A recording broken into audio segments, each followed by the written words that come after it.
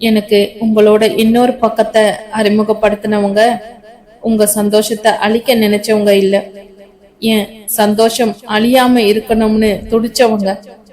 அப்புறம் நீங்க அவங்க நிழலுக்கு தீங்கு செய்யணும்னு நினைச்சா கூட அது உங்களால முடியாது. ஏன்னா அவங்க மேல சின்ன துரும்பு பட்டா கூட முதல்ல அது என்னை தாண்டிதான் அவங்க 5 பேரையும் போய் தொடும். புரிஞ்சுதா?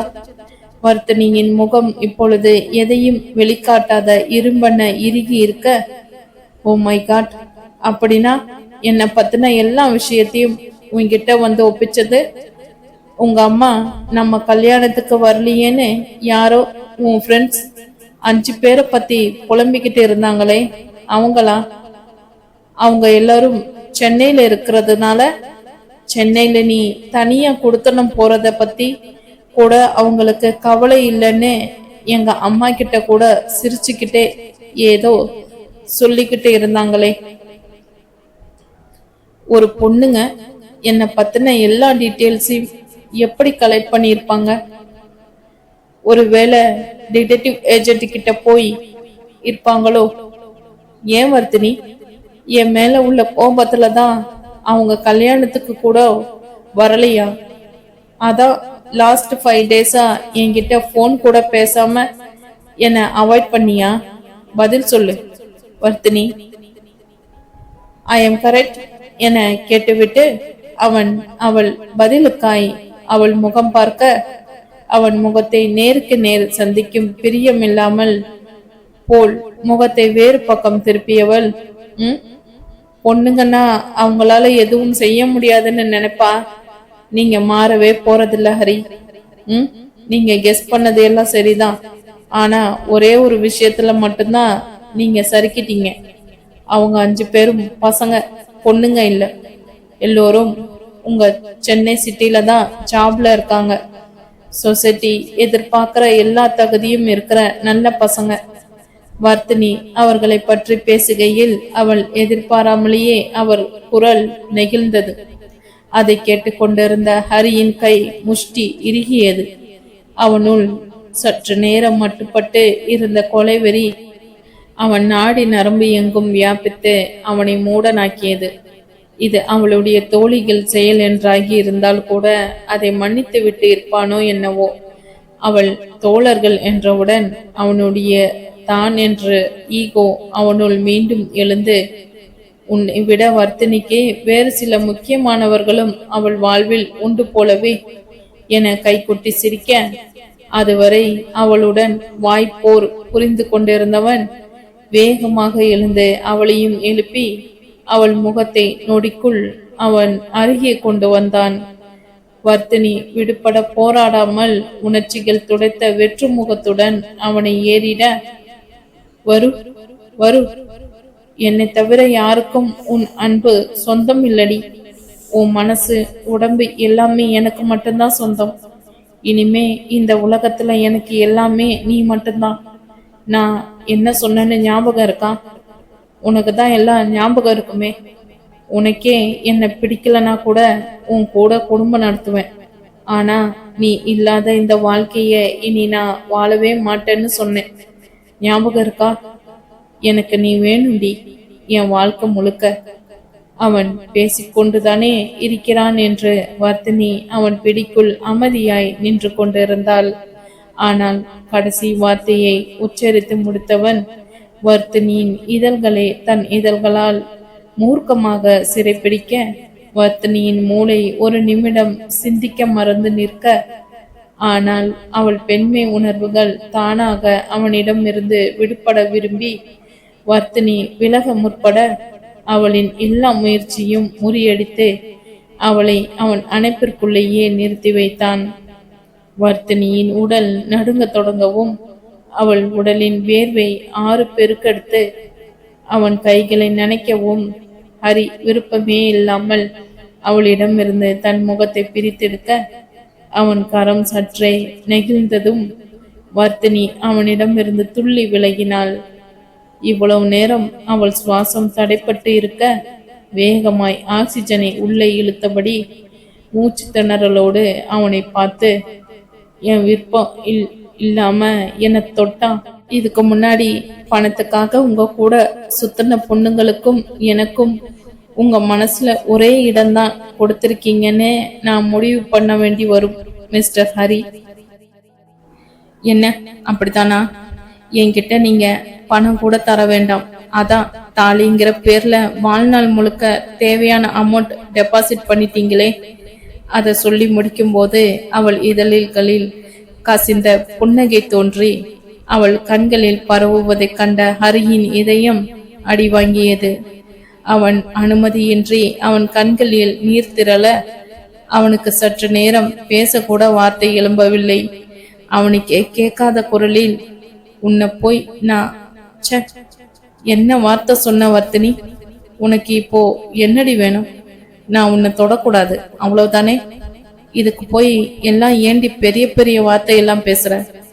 சத்தியமா சொல்ற வர்த்தினி, இனி உன் விருப்பம் இல்லாம என் விரல் நகம் கூட உன் மேல படாது. உன் மேல எனக்கு இருக்கிற அன்பு மேல சத்தியம். ஆனா இந்த நிமிஷத்துல இருந்து பொண்டாட்டியா என்னை கேள்வி கேட்கிற உரிமைய நீ இழந்துட்ட. ஹரி மறுபடி சுதந்திர மனுஷன்தான், புரியுதா? கடைசி வார்த்தையை அவன் உச்சரிக்கையில் ஹரி வார்த்தைகளை பற்களுக்குள் இடையில் கடித்து துப்பினான். அவளை ஆழமாக ஒரு பார்வை பார்த்துவிட்டு அவன் அலமாரியில் இருந்த மது பாட்டிலை எடுத்தவன், பேச்சுலர் பார்ட்டியில் மிஞ்சினதே இன்னைக்கு நல்லதா போச்சு என்று தன் பாட்டிற்கு பேசிக்கொண்டே அங்கிருந்த கண்ணாடி டம்ளரில் அந்த திரவத்தை சரித்து அதை தன் வயிற்றுக்குள் வார்க்க தொடங்க, வர்த்தினி தன் முன் நடப்பவற்றை தன் விழி கொண்டு பார்க்க முடியாமல் படுக்கையில் படுத்தவள் உறங்குபவள் போல் விழிகளை இறுக மூடிக்கொண்டாள். ஆனால் அவள் உள்ளம் ஹரியின் ஒவ்வொரு செய்கைகளையும் அவன் எழுப்பும் சத்தத்தின் மூலம் அவளுக்கு படம் பிடித்து காட்டிக் கொண்டிருந்தது. 1 மணி நேரம் கழித்து ஹரியின் ஏறிய குரலில், என் வரு எங்கேயோ தொலைஞ்சு போயிட்டா. எத்தனை முறை கல்யாணம் பண்ணாலும் என் வாழ்க்கையில சந்தோஷமே வரப்போறதில்ல. ஹரி, நீ அன்னைக்கு ஃபெல்லோடா. உனக்கு உங்க அக்கா மாதிரி குடும்ப வாழ்க்கை அமையவே அமையாது. எல்லோரும் உன்னை சுற்றி இருந்தாலும் நீ என்னைக்கும் அனாததாண்டா. ஆனா ஆனா அவன் புலம்பிக் கொண்டே தரையில் சரிந்து உறங்கிவிட அவன் சத்தம் நின்றுவிட்டதும் தன் கண்களை திறந்து பார்த்தவள் தரையில் குழந்தை போல் குறுகி படுத்து தூங்கும் ஹரியை கண்டு கண்ணீர் வடித்தாள்.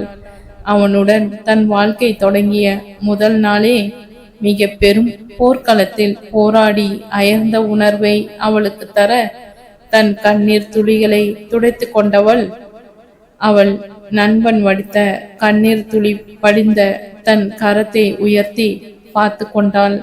அவள் தொலைந்த இடம் அவளுள் மீண்டுவிட, இது ஆரம்பம்தான் மிஸ்டர் ஹரிஷ்.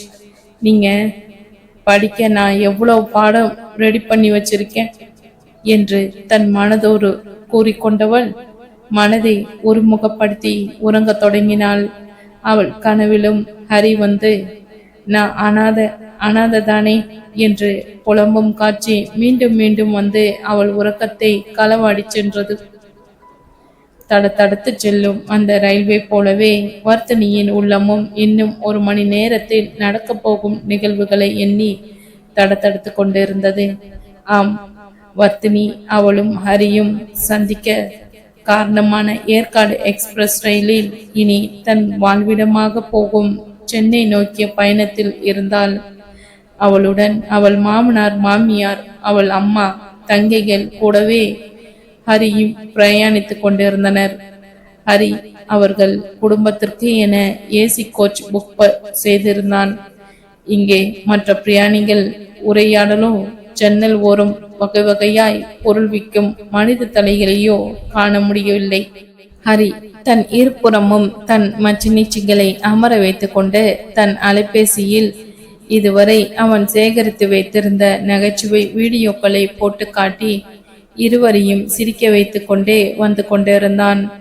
இடையே இருவருக்கும் தேவைப்படும் தின்பண்ட வகையர்களையும் குளிர்பானங்களையும் வாங்கி தந்து அவர்களுடனே தன் பிரயாண பொழுதை கழித்து கொண்டு வந்தான்.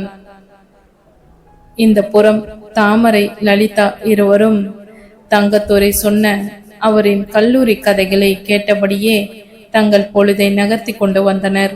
அதுவும் தங்கதுரை தானும் சுந்தரமும் கல்லூரி நாட்களில் செய்த கலாட்டாக்களை நகைச்சுவையுடன் விவரிக்க, தன் கணவரை பற்றிய பேச்சில் தாமரை முழு மனதாக ஈடுபட்டு லயித்து சிரித்து கொண்டே வந்தார். லலிதாவும் தன் கணவர் அக்காலத்தில் செய்த சேட்டைகளை எண்ணி சிரித்து கொண்டே வர, எந்த புறமும் அமர்ந்து சிரிக்க முடியாமல் வர்த்தினி தவித்து கொண்டிருந்தாள். அவள் தவிப்பிற்கு காரணம் இருந்தது. தாமரை தாங்கள் சென்னை வரும் விவரத்தை வர்த்தினியின் தோழர்களுக்கு அலைபேசி மூலம் தெரிவித்து, ஏன்பா கல்யாணத்துக்கே எல்லோரும் ஆளுக்கு ஒரு காரணம் சொல்லி வராம விட்டுட்டீங்க, என் மனசுக்கு ரொம்ப கஷ்டமா போச்சுப்பா. எல்லோரும் அந்த ஊர்ல தானே இருப்பீங்க, நானும் வர்த்தினியும் தங்கச்சிங்க, மாப்பிள்ளை எல்லோரும் நாளை மறுநாள் 1:30 மணிக்கு ரயிலுக்கு உங்க ஊருக்கு வந்துடுவோம். நீங்க எல்லோரும் ஸ்டேஷனுக்கு வந்துடுங்க. அப்போ மாப்பிள்ளை ரொம்ப நல்ல மாதிரி.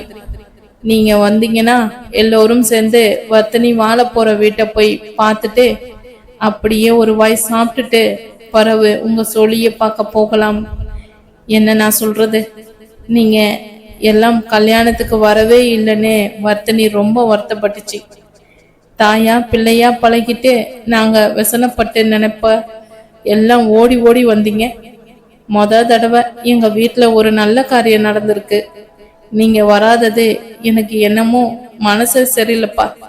அதனால எல்லோரும் ஸ்டேஷனுக்கு கண்டிப்பா வந்துடுங்க அப்போ என்று கார்த்திக்கிடம் வேண்டுகோள் விடுத்தவர், அவன் தோழர்கள் அனைவரையும் கான்பரன்ஸில் இணைத்து இருந்ததால் அனைவரிடமும் தன் கருத்தை வலியுறுத்தி விட்டு அலைபேசியை வைத்துவிட, இதை கேள்விப்பட்ட வர்த்தினிக்கு அப்பொழுதில் இருந்தே வயிற்றில் புளியை கரைக்க தொடங்கியது. அவர்கள் இருவரும் வாக்குவாதம் செய்த அடுத்த நாளிலிருந்து ஹரி அவள் முகம் பார்ப்பதையே தவிர்த்து வந்தான். டைனிங் ஹாலில் அவள் அவனுக்கு பரிமாறுகையில் அவன் கரம் தொட அவளை நிமிர்ந்து முறைத்து பார்த்தவன், எனக்கு என்னை பிடிக்காதவங்க என்னை பார்த்தாலே பிடிக்காது, தொட்டா என்று சொல்லிவிட்டு அவள் கரம் அவன் கரத்தின் மீது இருப்பதை ஒரு அனல் பார்வை பார்க்க, வர்த்தினி சடுதியில் தன் கரத்தை அவனிடம் இருந்து பிரித்தெடுத்து விட்டாள். தங்களை சுற்றி யாராவது இருக்கிறார்களா என சடுதியில் தன் பார்வையை ஓட்டியவள், யாரும் தங்களை கவனிக்கவில்லை என்றதும் ஒரு நிம்மதி பெருமூச்சு வெளியேற்றியவள் அவன் அறையில் தனிமையில் இருக்கையில் அவன் முன் கோப முகத்தோடு நின்றாள். உங்க மனசுல என்ன நினைச்சுக்கிட்டு இருக்கீங்க? எனக்கு உங்களை பிடிக்கல, உங்களுக்கு என்ன பிடிக்கல, எல்லாம் சரிதான். ஆனா நம்ம பெத்தவங்களுக்கு நம்ம 2 பேர் பொருத்தமும் ரொம்ப பிடிச்சு புருக்குன்னு மெச்சுக்கிட்டு இருக்காங்க. நான் பரிமாறும் போது எதாச்சியாதான் உங்க கைய தொட்டேன். ஏதோ தவம் கலைஞ்ச முனிவர் முறைக்கிற மாதிரி முறைச்சு வைக்கிறீங்க. வீட்டுல வேற யாராவது பார்த்தா என்ன ஆகுறது? அவள் மூச்சு வாங்கி பேசிக்கொண்டே செல்ல, தன் கைகளை உயர்த்தி அவள் பேச்சை தடை செய்தவன், என்னால பொய்யெல்லாம் நடிக்க முடியாது. ஆனா நீ சொல்றது சரிதான். ஏதோ இந்த கல்யாணத்துக்கு அப்புறம்தான் என் குடும்பத்துல இருக்கிற எல்லார் முகத்திலும் ஒரு நிம்மதி வந்திருக்கு. நீ சொல்ற மாதிரி அவங்க முன்னாடி எனக்கே பிடிக்காட்டினாலும் உன்னை கொஞ்சம் தொட்டு பேச வேண்டி வரும். மிஸ்ஸஸ் சக்கரவர்த்தினி, ஹரிஷ் பொறுத்துக்கோங்க. அவளிடம் பேசி முடித்தவன் அவசரமாய் அறையை விட்டு வெளியேற, இவன் நான் அடிச்ச பந்தை எனக்கே திருப்பி போட்டு என்னை போல்டாக்கிடுவான் போலையே என சிந்தித்தபடி சற்று நேரம் மலைத்து நின்றவள் தன்னை மீட்டு கொண்டு வேலையில் தன்னை ஆழ்த்தி கொள்ள, அவர்கள் நாமக்கல்லில் கழிந்த 4 நாட்களிலும் அடுத்தவர் முன்னிலையில் கூட ஹரி அவளிடம் அளந்துதான் தொட நேரிட்டால் பட்டும் படாமல் அவள் விரல் நுனியை மட்டும் தொட்டான்.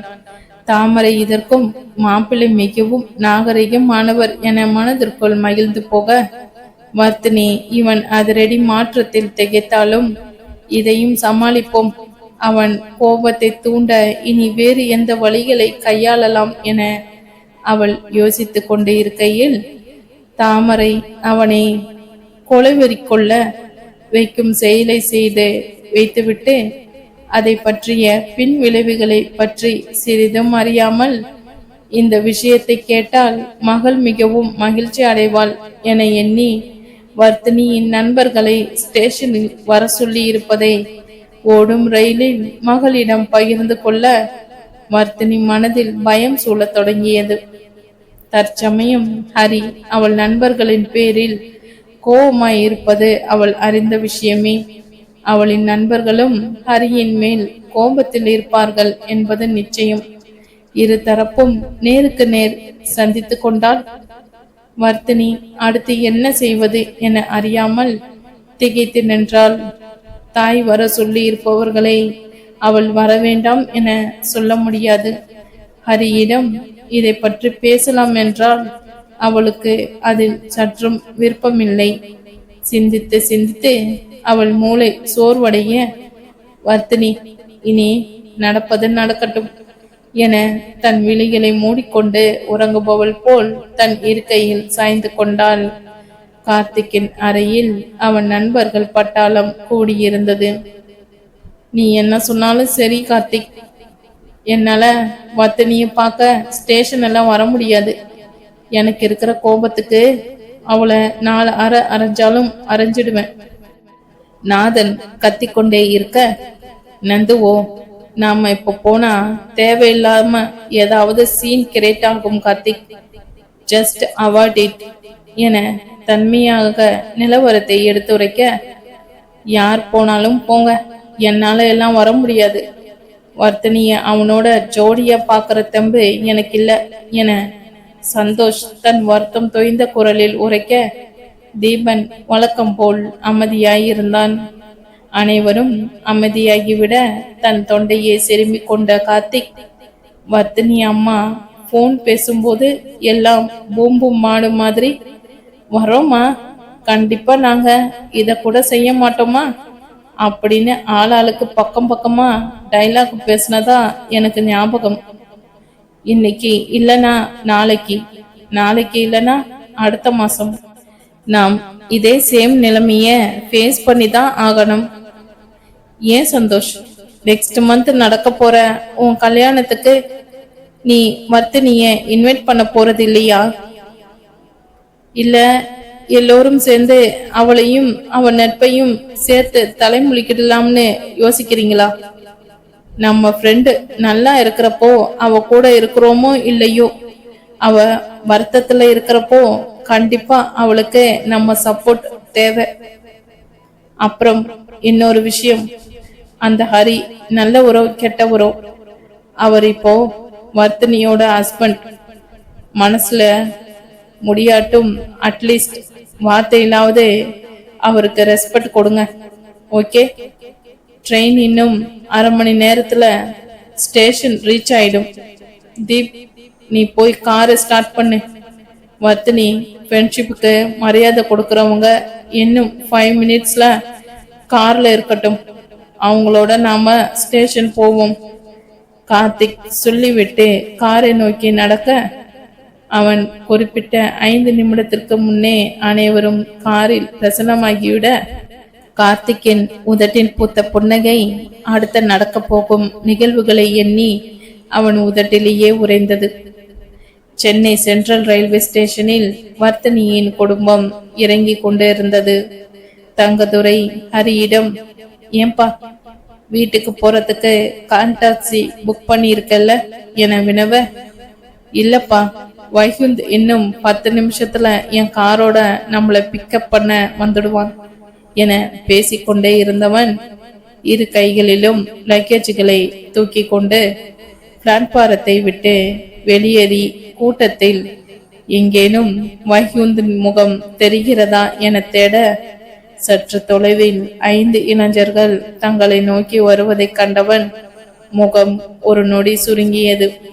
அடுத்த நொடி ஒருவேளை இவர்கள்தான் அவர்களோ என நிமிடத்தில் கணித்தவன் தனக்கு பின்னே வந்து கொண்டிருந்த தன் மனைவியின் முகத்தை பார்க்க அவள் விழிகள் தூரத்தில் வருபவர்களை கண்டதும் பளிச்சிட, உதட்டில் பூத்த புன்னகை கண்களிலும் பிரதிபலிக்க, அதுவரை கைப்பிடித்திருந்த தன் தங்கைகளின் கரத்தை விடுவித்தவள், அம்மா அவங்க எல்லாரும் வந்தாச்சு என தன் தாயை பார்த்து உற்சாகமாக கூவியவள் அவர்களை வரவேற்கும் பொருட்டு வேகமாய் முன்னோக்கி நடக்க தொடங்கினாள். தூரத்தில் வந்து கொண்டிருந்தவர்களும் இவளை பார்த்து புன்னகைத்து கொண்டே கையசைக்க, இந்த காட்சிகளை வேடிக்கை பார்த்து கொண்டிருந்தவன் சடுதியில் தன் கையில் இருந்த பைகளை கீழே வைத்துவிட்டு வர்த்தினி அவனை கடந்து செல்ல முயற்சிகையில் அவள் கரம் பற்றி தடுத்து நிறுத்தியவன் அவள் இடையோடு அவன் பக்கம் சேர்த்து அணைத்து அவளை அவனோடு நிறுத்தி வைக்க, வர்த்தினி அவனை திகைத்து பார்க்க அவளை பார்த்து புன்னகைத்தவன், இவளோ ஸ்பீடா எங்க போற ஹனி, இது உனக்கு தெரியாத ஊருடா, ஜஸ்ட் ஸ்டே வித் மீ என அவள் இடையில் பதிந்திருந்த அவன் கரத்தின் அழுத்தத்தை கூட்டவும் அவனை முறைத்து பார்த்த Vardhini, live me mister Hari என்று அவனுக்கு மட்டும் கேட்கும் குரலில் அழுத்தமாய் சொல்ல,